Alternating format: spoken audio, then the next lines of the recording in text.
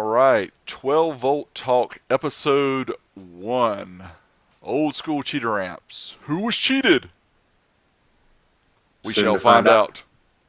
He said it, not me. I guess I said it too. My name is Derek, also known as BigDWiz, oldschoolstereo.com. I do amp dynos.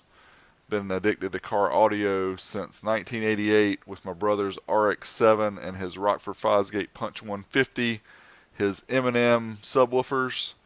Never worked in the car audio industry. There it is. I'm putting it out there. I'm an enthusiast. So I'm an outsider providing information to car audio companies and also end users. So I have a different perspective than people who are in the industry. So that's where I come from. You guys see me do amp tests and things like that. But today we have a special guest with the coolest last name ever. We have Mr. HiFiVega. Tell us about yourself, Mr. Vega. All right, so most people know this. My name's Robert. Vega is my actual last name. I'm same. I was in the old school car audio. I competed on the smallest scale possible in the 90s. I like to build things, do DIY videos, and some people know that channel as HiFiVega.com or YouTube.com/HiFiVega. Other than that, I'm the same. I'm just amateur, just out here reading magazines, making videos. Cool. Thanks for the introduction. So we're both passionate about what we do here, and hopefully it shows. So I'm going to move on a little bit. We're going to talk about the purpose of why we're doing this. And this is sort of a new format for us. Robert and I have been talking about this for a year. Yeah, pretty close. Yeah, maybe more. And we just kept pushing it off and finally decided we're going to take the dive. This may not be the perfect, most polished episode of all time, but we're going to do it anyway. So we thought about how to do this, and we thought, it's cool to have YouTube live streaming and be able to put the archive video on YouTube. But also, we thought a lot of people, if they're like us, they like to listen to podcasts when they drive because most people Exactly. have a commute to work. So we thought, let's do the video podcast and also do an audio. So we're going to add that in, and we're going to give you guys links and future videos about how to get to the audio podcast. But for now, it's video. There will be an audio podcast section coming. So if you're hearing this via audio, realize that happened after the fact. But we did this just for you, so you could hear us discuss during fun times. So today, we are going to have a fun topic. Robert and I both really enjoy old school cheater amps. Love them. And old school cheater amps are probably the pinnacle of old school because a lot of people these days have no idea what cheater amp means. And Or why they even existed. or why they existed. So I think this explanation hopefully is going to help The definitive, I'm calling it right now. It's the definitive explanation. Nothing else on YouTube can beat it. See, he said it. The definitive explanation of what an old school cheater amp is coming for you. And I'm getting ready to show those of you who are watching the video portion what we're talking about. And Robert is going to, since he was a competitor, he knows more about this than me. So I'm going to flip it over here to my screen. And then I'm going to let Robert talk about the different classes they used to have in the 90s. What was that all about, Robert? All right, so what I competed in was 0 to 100, but they had classes all the way up into 1,000 watts, I believe. And the way they rated those amps, or the way they rated the amps for competition, would be the 4 ohm stereo rating. Hence, cheater amps began. So now you're taking, say, an Orion 225, 25 watts by 2, but you're dropping the impedance down to a half ohm stereo or 1 ohm mono, and you got 400 watts. And in the 0 to 100, you could have 2 of those because 25 by 2 is 50. You could have 2 of those amps, or you could have, say, a 250 HCCA and compete in the same class. Right, and I apologize for those who watched. I just realized how I could share this while Robert was talking, so you might have heard him talk and not see this, but now they can see it on the screen, Robert. Those who are watching, Here we can see we have 0 to 100, 101 to 250, 251 to 500.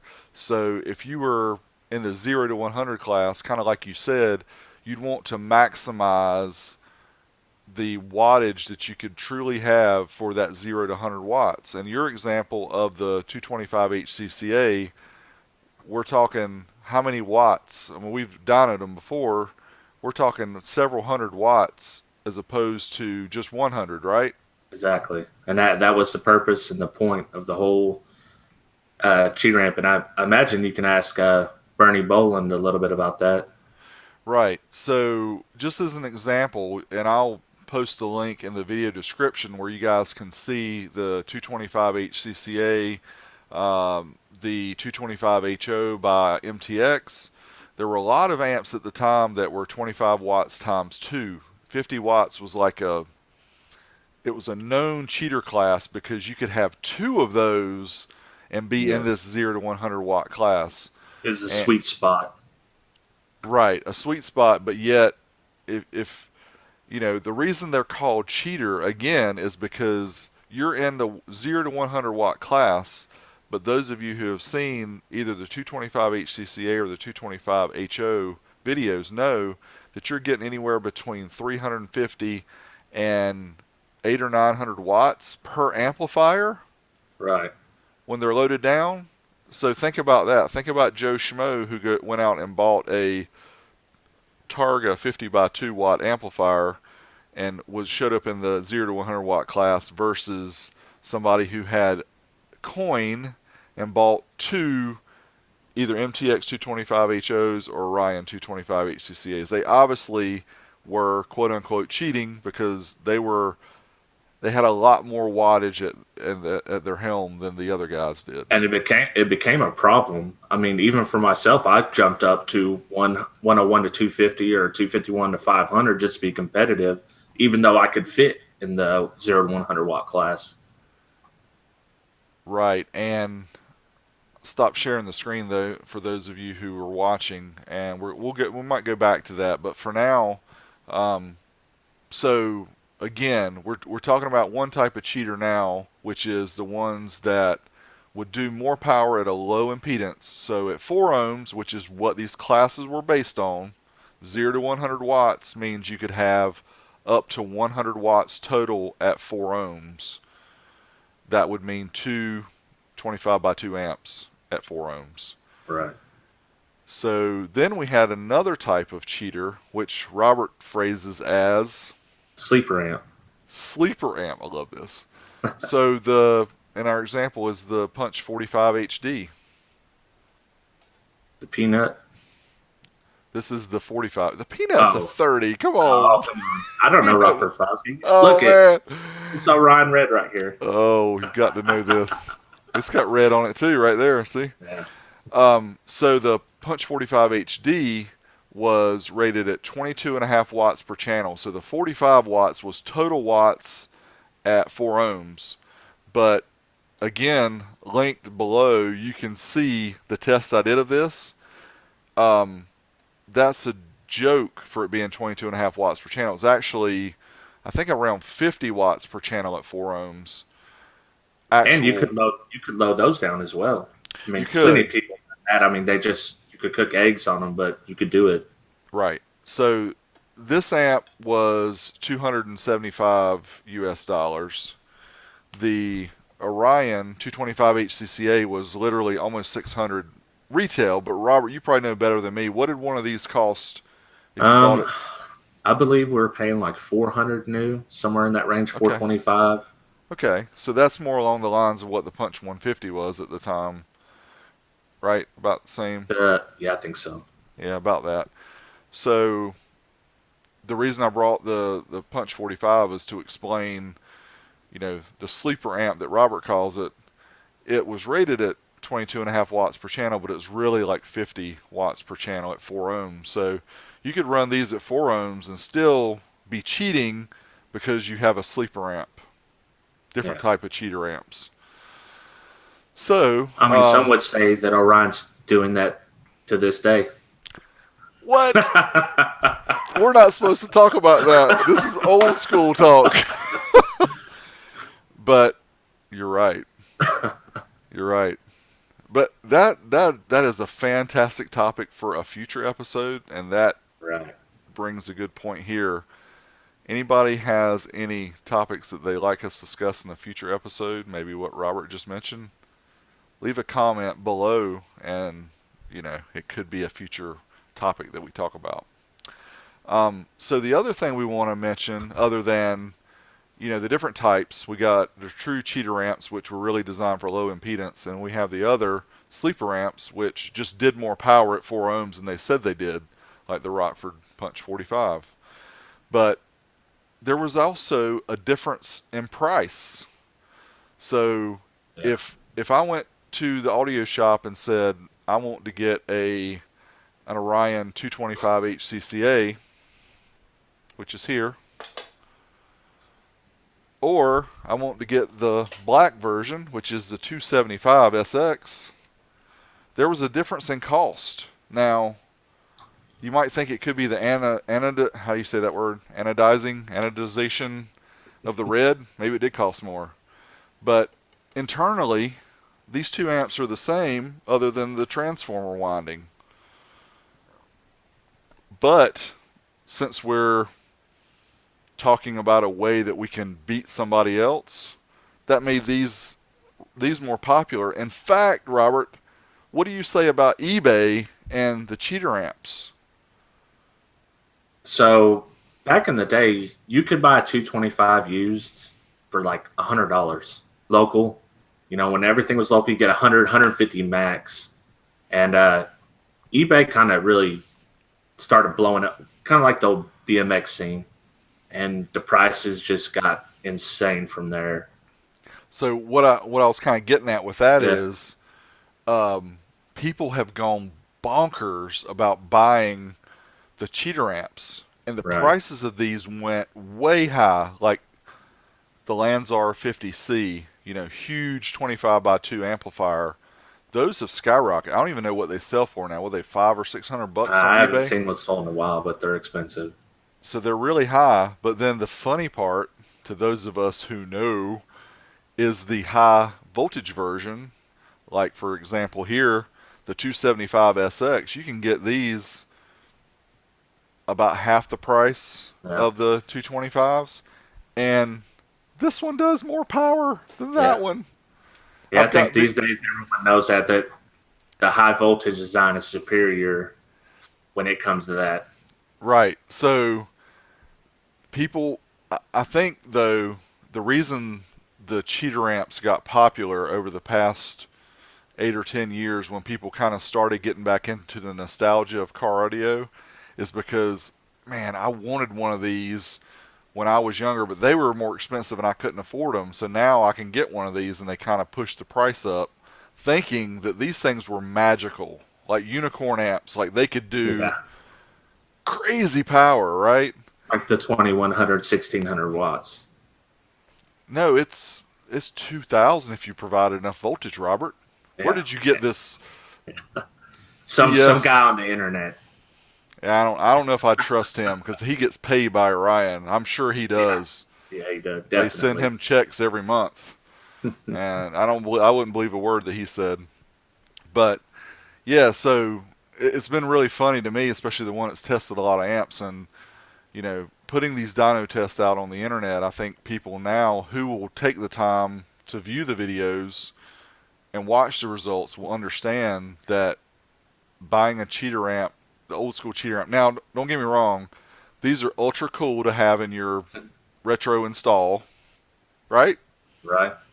So I can understand people paying a little bit more because they want to have it to create a retro install. But if you're really going for more bang for your buck, the high voltage version, the black one in this case, would be better. Specifically in Orion, yeah, the black version. Right. I mean, I've had my heart broken by the Planet Audio P225HC. You know that. Oh, I mean, when that amp was new, they had it on the board, and the guy said, "Watch this."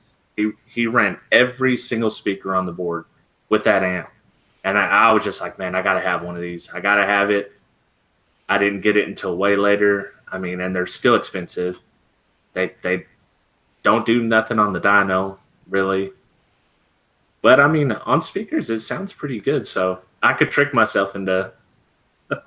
Well, that's another interesting future topic is dyno versus speakers because that Right. one, woo, that one's really that one's definitely got to be a future topic because I think a lot of people are interested in that because a lot of people don't believe that the amp dyno results are a good way to measure amplifiers or a good way to distinguish between them Yeah. because and we're not going to get into it today but a lot of people don't understand decibels and the way you go between 200 watts and 300 watts or 200 and 250. Oh, well, sure, it's 50 more watts or it's 100 more watts, but to your ears playing through Almost. speakers, Right. what's the real difference between 2 and 300 watts?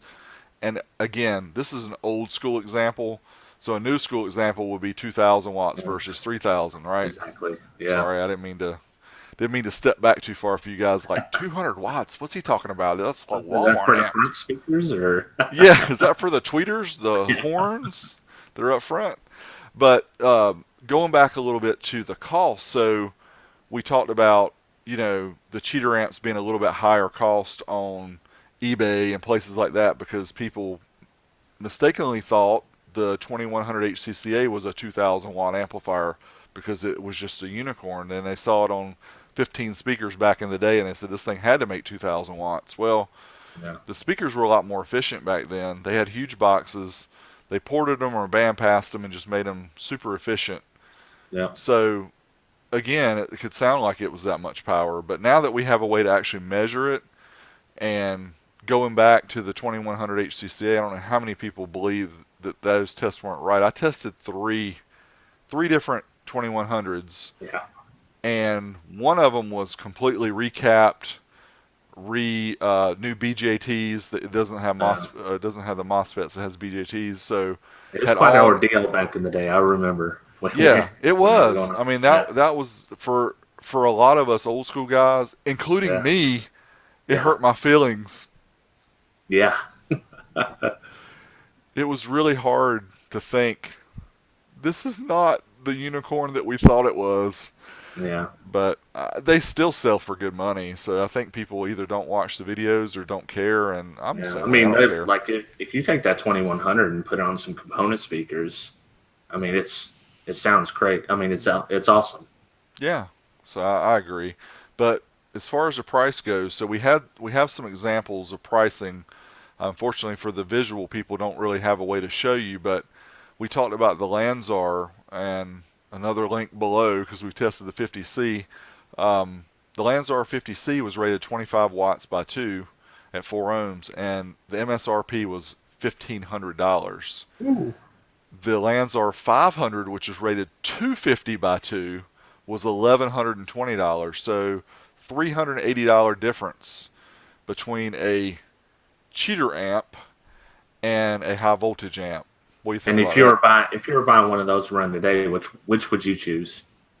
The 500. Everybody. I think everybody would choose the 500 unless you were doing a specific build and you wanted to either recreate something or recreate a feeling or a mood. I mean, the 500, it does more power and it does it easier. It's more efficient. I Right, mean, and it's smaller. A lot of people don't realize that 500 is about 2-3 inches yeah, smaller because when you, and this is a great topic for somebody like Ray, if we can get him on in the future at Linear Power to talk about, yeah, is efficiency at higher ohm loads versus efficiency at the lower ohm loads. And again, with all the tests I do now, even though a lot of them are the newer amps, you can see because I'm calculating it for each ohm load. Some of those new amps at 4 ohms were getting like 90 oh over yeah, 90% efficient. they're crazy. They're crazy efficient. And then you go to 1 ohm, which is what most Oh of the yeah, new day monoblocks are, and they're 65 or 70%. And of course, old school AB amps were 40 to 50% right. efficient at their optimal load. But I think a lot of people these days, and again, this is kind of stepping forward in our Yeah, discussion, but it's still important to bring up. A lot of people think because this amp does 2,000 watts at 1 ohm, I should run it at 1 ohm. But what about if you run it at 4 ohms and it does 8 or 900 watts and it's yeah, super efficient? exactly. And Yeah, that might be a topic for another day too, because why are they still? Is it cheaper to get that power at the lower impedance? Is that why it's still happening, or is it just because this is the way it was? This is what people are used to. yeah. I think from the way that the amplifier engineers have described it to me, uh, making a new monoblock amplifier these days for 1 ohm, they're able to do it cheaper, dropping it to 1 ohm versus having it 4 ohms. Now, Brazilian amps are a little different, but they're a different design with the full bridge, so Yeah, that's a little different. But again, we're stepping forward here. But if you guys want to hear more about our thoughts about what ohm load you should get for your amp and your speakers and all that, again, leave a comment because we're thinking of more stuff that we can talk about. Robert, don't you love yeah, this? That's good. That's what we that's bring how that we do for. it. But going back again to another price example, so the Phoenix Gold MPS 2500 was their cheater version of the MS 225. So the MPS 2500 is rated uh, 50 watts by 2 at 4 ohms. The 2125 was rated 125 by 2 at 4 ohms. $899 for the 2500, $799, so $100 cheaper $100. for the 2125. If you were competing, it was well worth it, though. Well, yeah, exactly, because you're Yeah, able to get more of these into that class, whether it be the 250 watt class or whatever, yeah, you'd be able to use these. So the interesting thing, this is a little bit, it's not really off topic, it's on topic, but I've tested the 2125 before, and I keep saying it, but check below because it's in the link. If you're listening to this on the podcast, you'll have go to to check. YouTube. Yeah, go to youtube.com and /BigDWiz and you'll see. But so I tested 2125 before, and I've had I don't know how many guys from the Phoenix forum contact me and say, "We want you to do the 2500 because it's more powerful." So a couple months ago, I told a guy who had just got one recapped and everything. I said, "Send it to me." I said, "But I'm gonna go ahead and tell you, I don't think it's gonna be as powerful as you thought." Yeah, So I tested it for him, and it wasn't.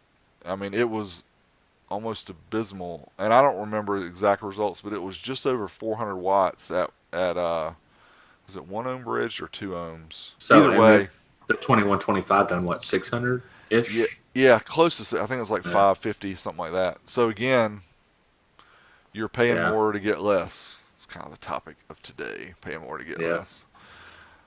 But We didn't know that then. no, we didn't know that, and You like you know. said, if you were a serious competitor, Yeah, then you just had to deal with it. Because if you got into and you know better than me, but if you got into those higher wattage classes, yeah. you could be dealing with somebody who had like 5 or 6 cheater amps Well, with your you two want to high know that voltage. the crazy thing about that is those people weren't using those amps. They weren't using them like you would think. I mean, there were people using them, but locally, people are just using whatever. They brought a Punch 225 2. I had one, matter of fact, the one with the gold end bells, and that automatically put them in the 251 to 500 watt class. Right. So just with that amp, so that's a lot of times I'd kind of fill out and I'd see what everyone's doing. Like, okay, he's got this amp, he's got this amp. I know where he's going to be, so I'm moving up so I get a trophy. Yeah. There you go. So he's cheating the system. Yeah, exactly. Doing what you can do. Born and bred cheater, huh? That's right.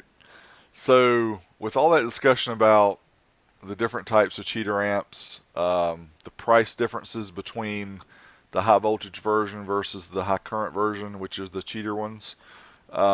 We also had some interesting things that went on with Oh, what do you you mean what? like straight up cheating? Yeah, Like what do you're you want to call actually this? really, this is legit cheating.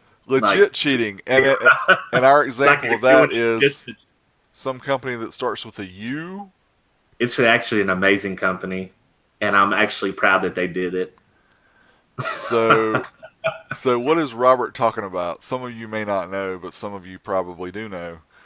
Uh, US amps. And any Yeah, of you guys who've ever seen one, tried to identify one, yeah. good luck. And U.S. Amps, if you say you didn't do it, you're lying. I seen it in person.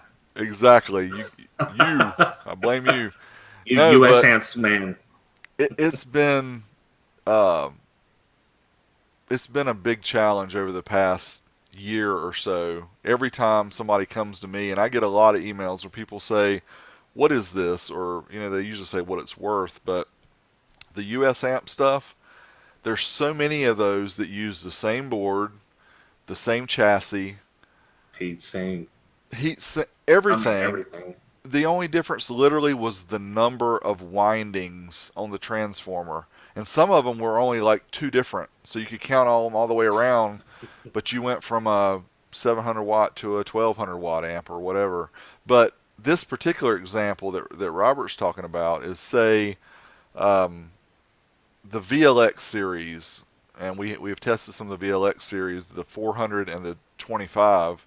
And the 25 is probably, I wouldn't say, well, before we get to the last amp of the king of cheaters, the VLX 25 was probably the king before the real Right. king took over.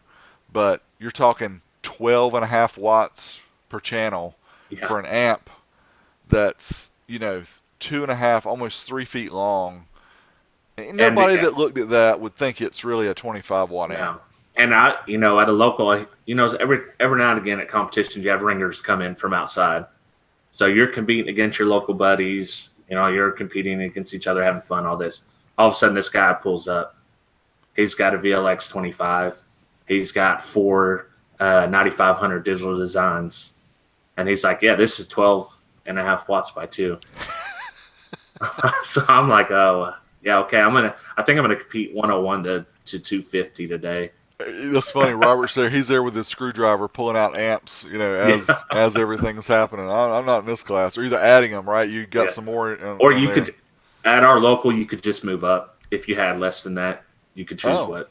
So it was a little bit loose, on that. So. Well, that's cool. Well, I've been to a few car shows and a few competitions, but I never was involved in them. So it's interesting to hear that perspective, and I'm sure a lot of you could provide. And they probably know way more than I do because I only done on a local level. So well, that's what this format hopefully is for. If you guys have your experiences that you want to leave comments and discuss, that's great because we'd like to hear it too. We don't claim to be experts in everything. We're here because we're enthusiasts and we enjoy talking about it, and we think we know more than a lot of people know, but we don't know near as much as some of you guys know. Some of you are much bigger experts than us. We're experts at talking.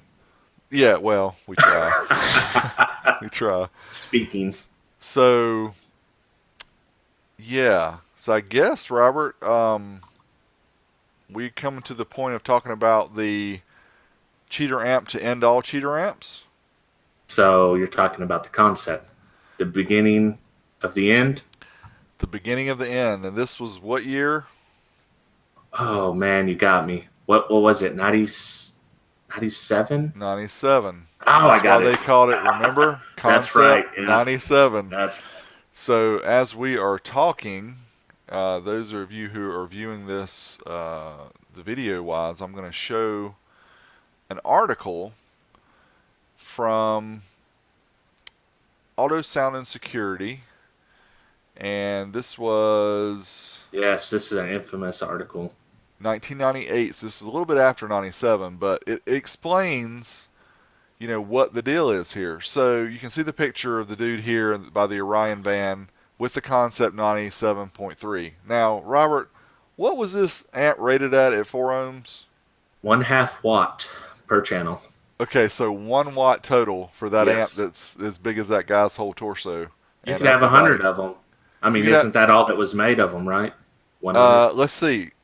It tells us here in the article somewhere. Let me find it. You put me on the spot because I thought it gave the number of how many of these were made, and I think you said 150. Right here. We built 150 units and sold a little over 100 of them. So we don't believe that, do we? No, because there's people that had 10 of them in a car. There's a guy right now on Facebook, Jack Callie, I think is his name. He's still got 10 or 15 of them. Yeah. I I've seen people that have 5 or 6 of them. Granted, it could be that this is something that people knew was special, so they held on to them. But I Yeah, think I think they really made more than 150 and sold more than 100 of them, according to this. right. But Or maybe at the time it was true and they did more, but so we got a little off topic with that. But so here it is. We decided to rate the Concept 97.3 at zero point 0.5 watts per channel just to get attention. So Orion, this is old school Orion, but in my mind, their thought was, we created the cheater amp market, yes. we're going to end it. Yep. And that's something I actually mentioned in the video I do, the history of cheater amps. It kind of cheater amps started with Orion and somewhat ended with Orion. They were the straw that broke the camel's back. That's right. So what this did is this actually got Orion banned in the 1998 season. And it mentions that, I think, in the article here about that. They got banned for cheating, beyond the means of cheating. How ironic is that US Amps was allowed to do it since like 94, 95, whenever they came out with the VLX series. It might have been 96. Or even Earthquake. You tested the 40 UHC 40? Yep. So they did it as well.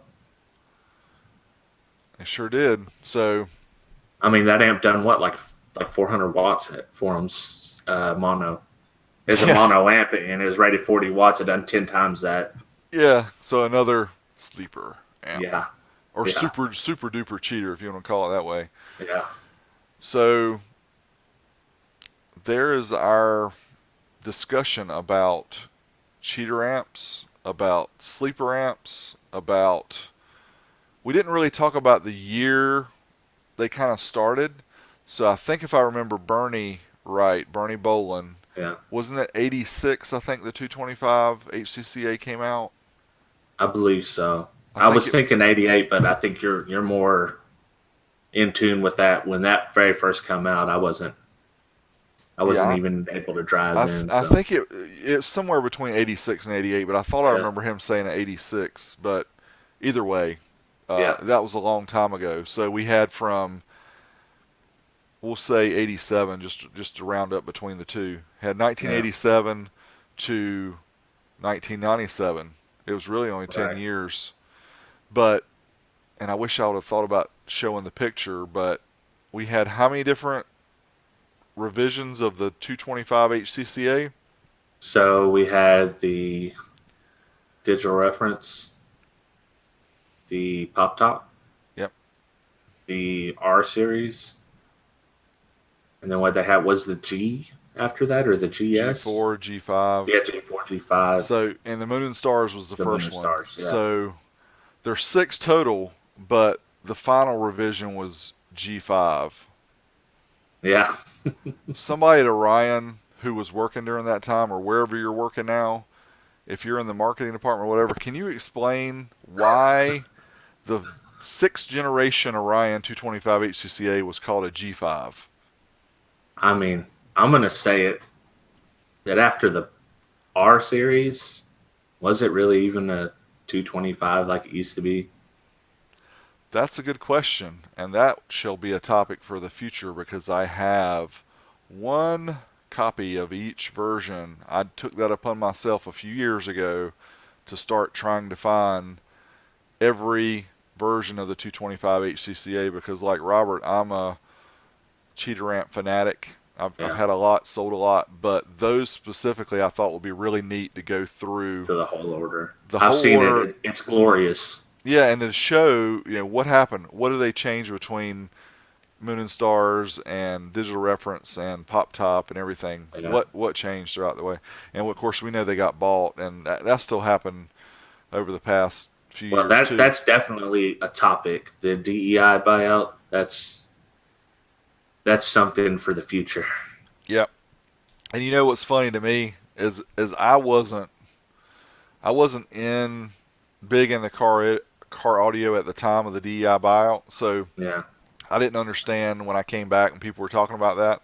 But I think the ironic part about it to me is I hear people complain about, oh, this happened when DEI bought Orion. Yeah, It's not the same company. But then my original thought is, well, what would have happened to Orion if DEI didn't buy him out? exactly. Where would they be? Would the name still be around?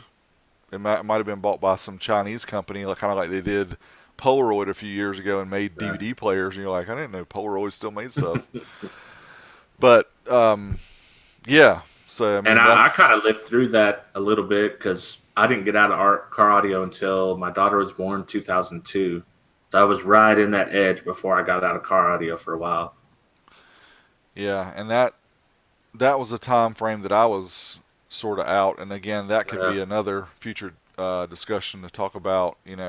Our time frames where we've been in and out of car audio, because I think guys our age, I'm mid 40s. Rob, you're early 40s, no, late 30s. late 30s. So I'm an old Yes. man here.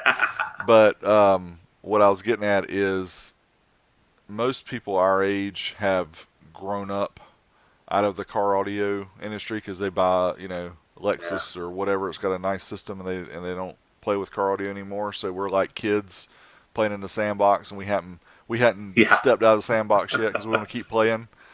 But um, I had a point with that, but I can't think of what it was. But anyway, I'm just saying that we have experience.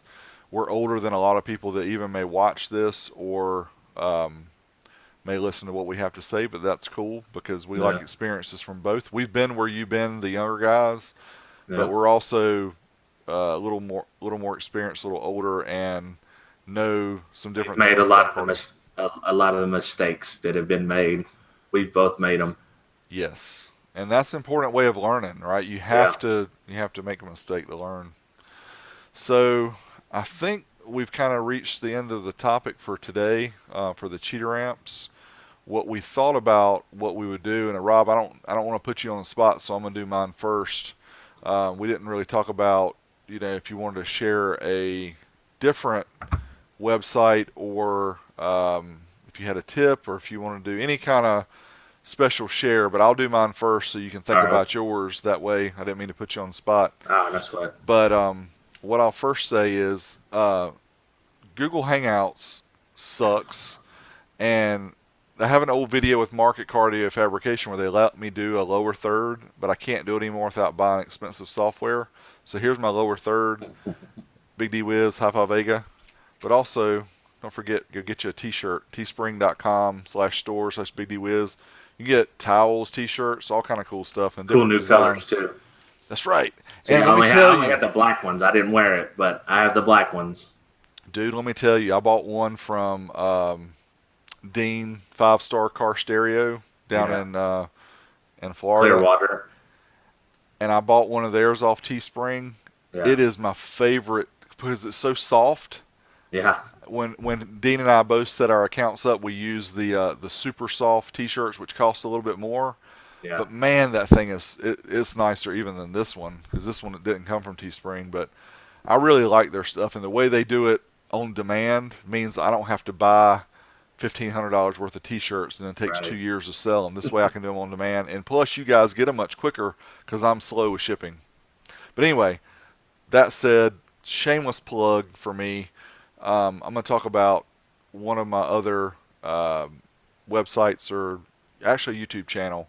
So, and I greatly appreciate these guys and what they're doing. And the reason I'm going to bring them up today is they invited me to be on their show like this, and that's Everyday Audios with Skip01 and Taylor Fade, T Fade. So I'll link it below, but it's Everyday Audios. If you do a search on YouTube, you can find them. And what they're doing is kind of the same thing that we're doing here, but they've had more where they've actually interviewed other people. They interviewed Jacob at Sundown. They've interviewed some other people, and I wanted to thank them for kind of kickstarting me to get to start doing this with Robert, because Robert has been on me and I've been thinking about doing it and I've just kept putting it off. But I think this is really important, and I hope that you guys find this stuff interesting, and also hope that these guys do well, because I enjoy podcasts. Robert and I both enjoy podcasts, and I think a lot of people do listen to them on the way to work. So we we're hoping that you guys enjoy what we do here. So Robert, I don't know if I gave you enough time to. Yeah, I was just looking it up. Okay, Okay. so my thing, if you like this cheater amp stuff, check out my video on history of cheater amps. A little different than that. We discuss some of the same things, or I discuss some of the same things. Check out that video. But I want to mention a couple channels. The first one is Old School Car Audio with Craig. He does a fantastic job. I mean, his production level is excellent, and he's got the coolest workshop. I'm very jealous of his workshop, but you should check out his videos. And then another guy that just started, Heywood R Floyd. He's been doing a lot of old school stuff, and he just kind of commented on my video. And when people do that, I kind of check out. I want to see what they're doing. So he's got a bunch of cool old school stuff. He's just getting started, but he's got a lot of cool content. So check those out, and that's basically all I got for you. Well, I guess I could tease this. Coming up soon, I'll have a 12-inch sub shootout, and soon to me is like a month or two. You learn pretty quickly when you make videos on YouTube that you don't promise stuff. Yeah. Because I always think people are sitting there by their screen when they say, "Oh, Waiting. 2 weeks, I'm gonna do this." Yeah. Don't say that, because they're texting me, emailing me, "Hey, is this done yet?" But those are great. You're right, Robert. Old School Car Audio by Craig. He's gonna blow up because his stuff is just on a completely different level Yeah. than the stuff that most of us do. It's just like television production quality, and it's really interesting stuff too. He does a great job on his videos, and I wish him the best. Yeah. Even though they drive on the wrong side. They drive on the wrong side. We have very similar names, but Craig and I are great friends. I'm sure that we'll share people back and forth. I can't wait one day to go to Australia and visit his shop. You're right. That is mind-blowingly awesome. Yeah, maybe that's not a road trip, I guess. Not on any road that I'm aware of. We could take the 37 Ford and see how far we could make it. Yeah. Yeah, not so much. That's another future topic. Yeah. So anyway, thanks, Robert, for joining us today and being involved in our video podcast, our very first one. Hopefully we didn't fumble through it too much. And I guess we're just going to sign off. So thanks again for everybody for watching. Are we out of here? Or? You want to say it? I loved it. I can't do it. You do it. I loved it when Sean did it on that one video where he did his what was it, a Civic or something? Oh, and I let him shoot the whole video, and he did it very end. He said, "I'm out of here." I was like, "Man, that's great." So maybe I have to get him to record it. I need to get my son to do it. Okay. He watches it. We'll have to record that, so we'll use that at the very end. But anyway, thanks, guys. We will catch you next time. Yep. Thanks. We'll see you on the internet. All right, guys. We're out of here.